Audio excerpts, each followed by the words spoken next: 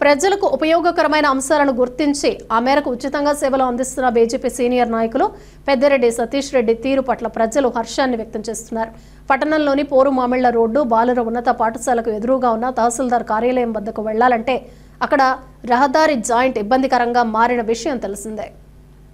గుంతలమయమైన ఇక్కడ ప్రతినిత్యం ద్విచక్ర వాహనాల ప్రమాదం జరుగుతూ ఉండేవి. కొద్ది రోజుల క్రితం భారీగా నమోదైన వర్షపాతం సమయంలో రామపురానికి సుబ్బరాయుడు పట్టణానికి చెందిన కాదర్ అనే ఇరువురు ద్విచక్ర వాహనం జారి ప్రమాదానికి గురైన విషయం తెలిసిందే. ఇప్పటికీ కూడా సుబ్బరాయుడు ఆసుపత్రిలో చికిత్స పొందుతూనే ఉన్నాడు.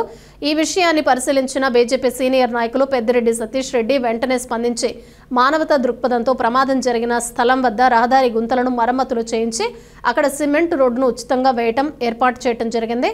ఆదివారం ఉదయం నుంచి ఆయన అక్కడే ఉండి రోడ్డుకు మరమ్మతులు చేయించి సిమెంట్ రోడ్డు వేయటం పట్ల స్థానిక ప్రజలు ఆనందోత్సాహాలను వ్యక్తం చేస్తున్నారు.